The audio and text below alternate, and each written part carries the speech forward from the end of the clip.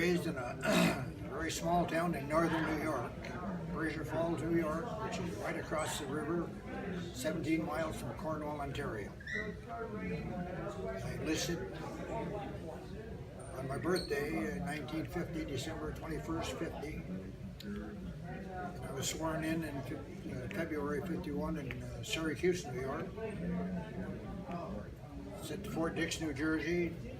3 weeks later, they sent me down to Fort Jackson, South Carolina for basic training with the 31st Division, the Dixie Division, which is a Mississippi, Alabama National Guard Division that was activated to train troops.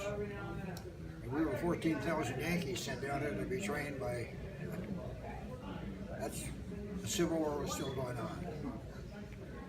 I believe it. I was supposed to win the Navy. When I got down there, the Navy man wouldn't want to talk, so the Air Force Army recruiter was there, and I took the papers home. My father signed them. Thought I was going in the Navy, so I called him from Syracuse and told him I was in the Army. 17, you have to have parents' signatures. I come from a very big family. It was 9 kids in a small house, so my oldest brother enlisted at 17, the next brother enlisted at 17, it come my turn at 17, and left one more room and a bed, one more plate off the table. And 6 of us were in the service. We all enlisted at 17. I had 4 brothers in the Navy and 1 in the Air Force, and I was in the Army. My oldest brother invaded Okinawa. I was in North Korea. My baby brother got shot all to hell in Vietnam as a corpsman with the Marines in '69. 25 years apart, 3 different wars. I don't know how my father and mother they did.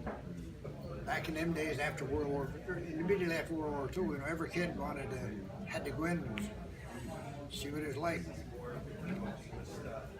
My oldest brother invaded Okinawa. He was in the Navy, but he was assigned with the Marines invading Okinawa. And I had another brother that was in the Navy between the wars. And I had to go in and I had to see what it was like.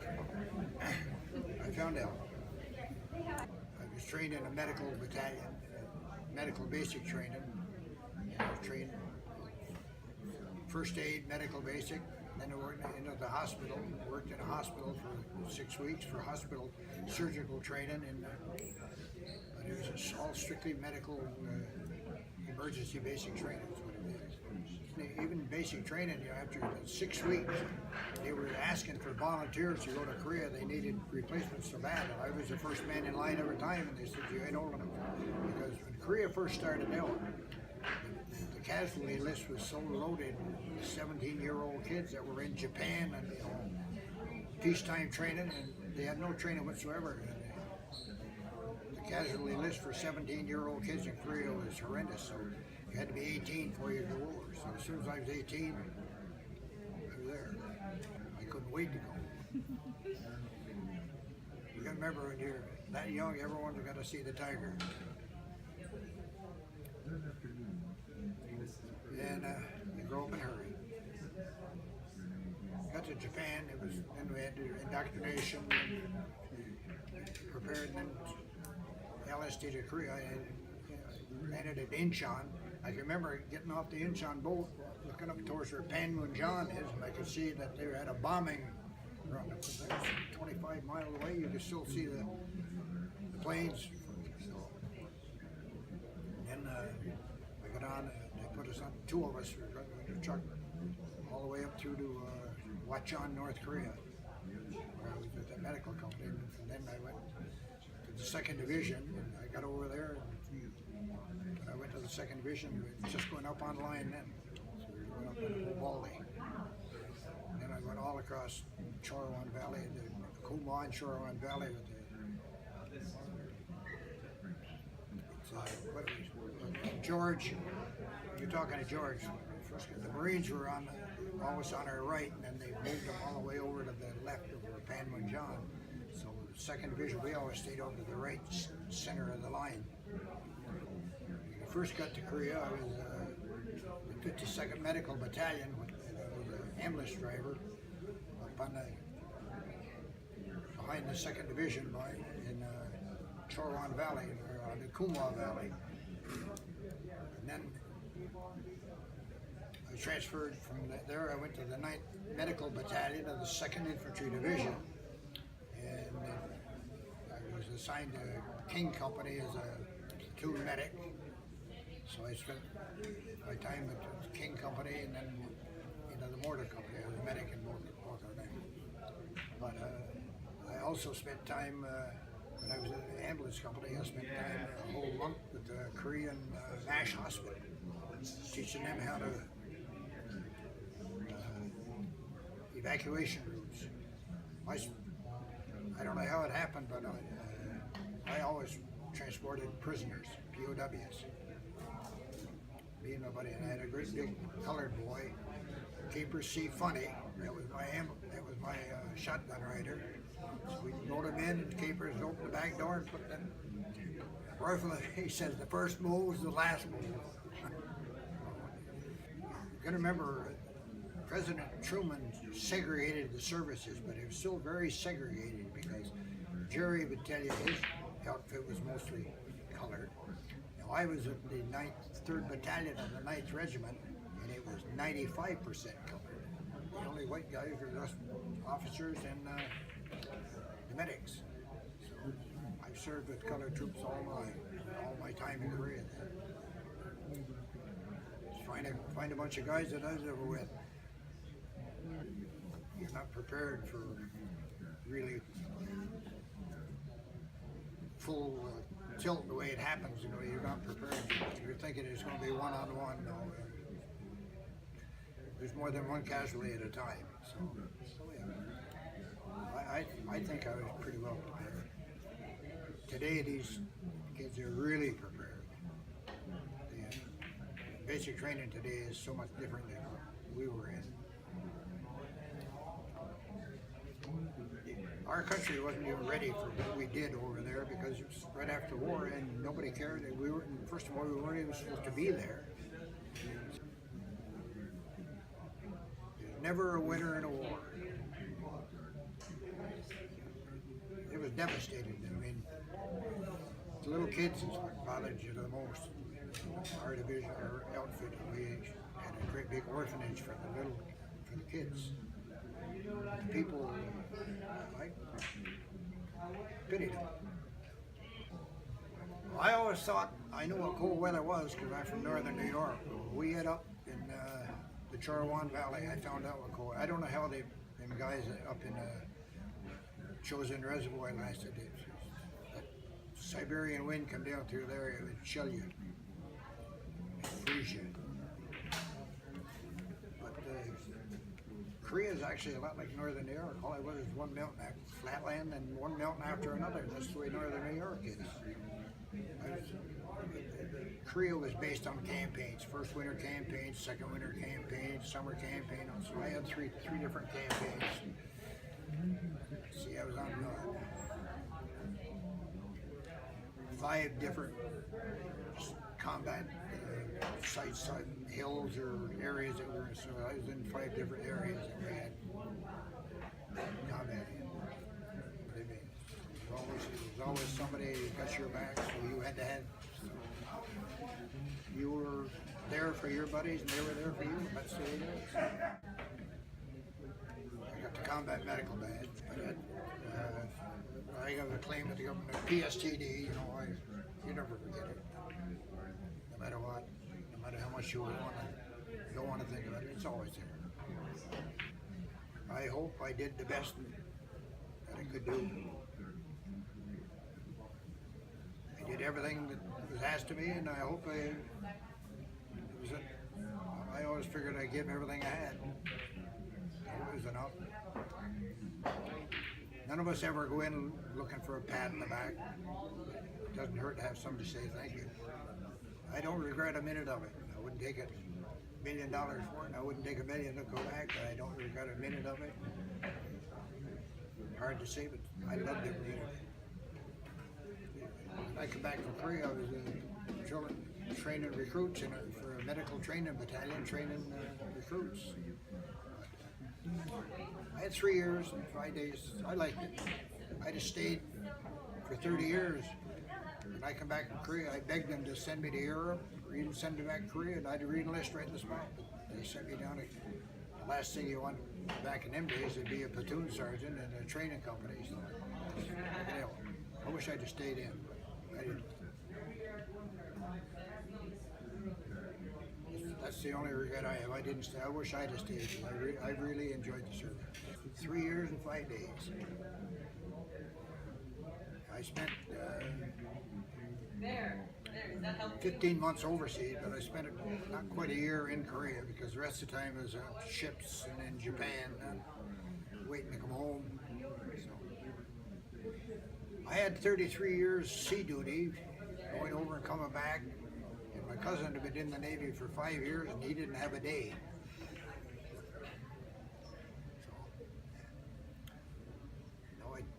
I left California. I left Columbia, South Carolina, went to Arizona on a troop train, went overseas on a troop ship, come back on a troop ship. They don't have them things anymore. It's quite a way of life on a troop train. 8,000 men on a train. Never too. It's going to be a boxcar just loaded with sea ration. That's for six days and 6 nights on the way to Arizona. That's where you live. The troop train, there was 8,000 of us on the ship, on the train.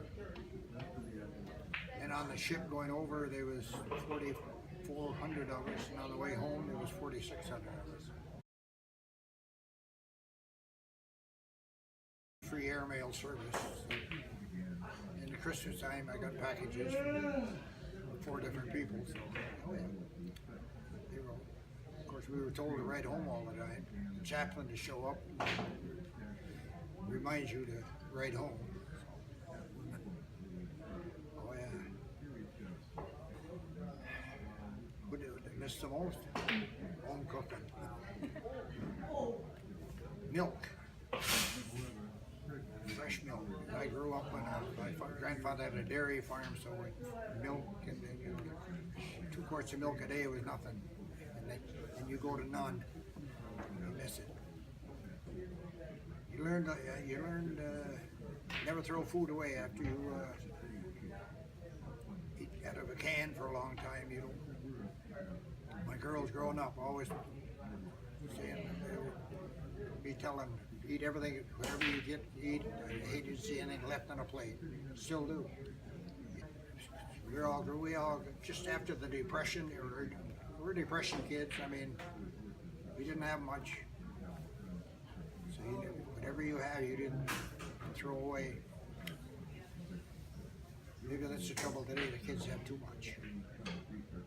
But it's our own fault, because we ruined our own kids. We made sure our kids had what we didn't have.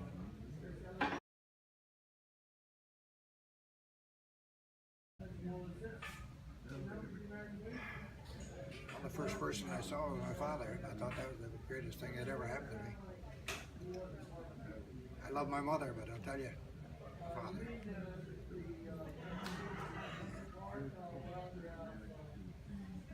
It was great to be back. After 30 days at home, I was glad to go back. It's a whole different world today. I mean, I was down at the airport one day, and they had a big welcome home party for a guy coming home from basic training. He's got to tell you, I come home, and I met my buddy that I'd graduated from school with. He said, where have you been? I haven't seen you in about a year. You gotta remember, the only people that cared anything about Korea or Vietnam were the families that had kids in the service. The country could care less. Today, there's only one country in the world that's think the American serviceman is still next to God, and it's South Korea. All you have to do is meet any Korean person, and he'll tell you that. Because every Korean that we ever meet, once they know that you were in Korea, they start talking about their parents and everything. Well, we had 2 girls come over here. They were little kids in Korea at the time when we were there.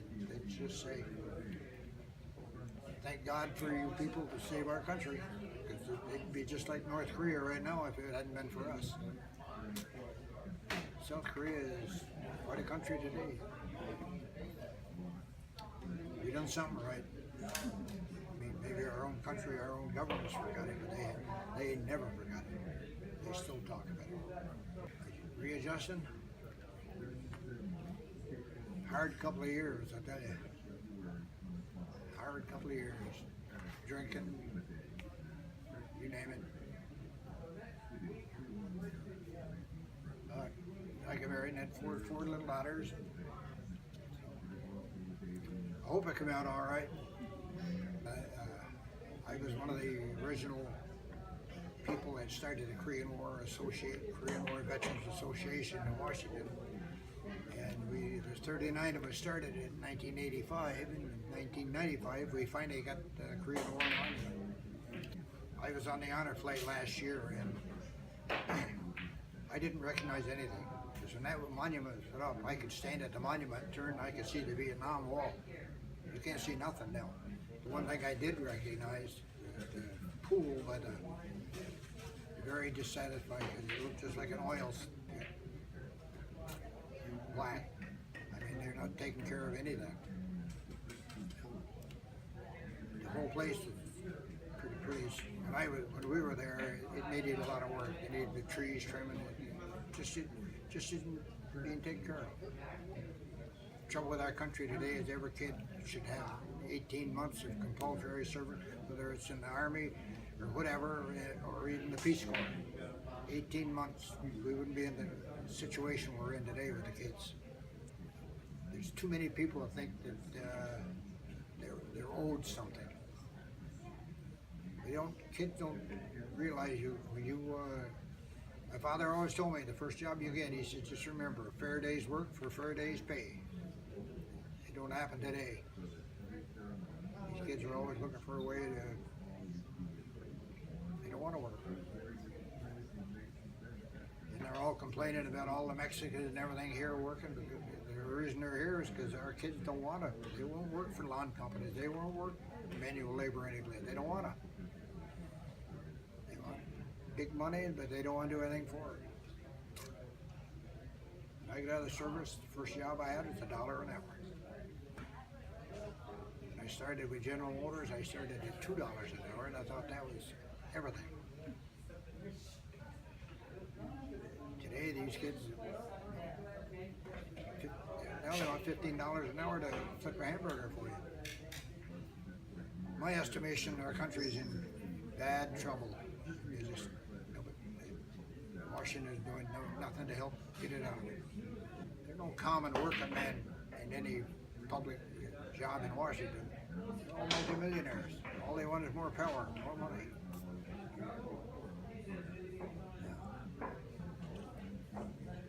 It ain't the way I grew up. I grew up, you could trust a politician. Today, you don't even want to look at them.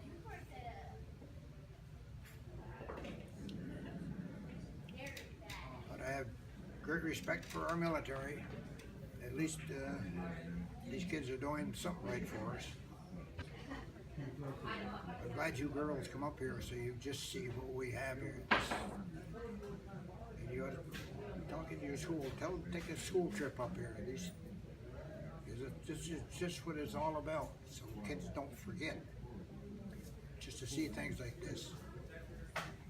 Talk to veterans. I mean, these little kids come in and say hello, that's all. And I'm certainly glad that you girls come out.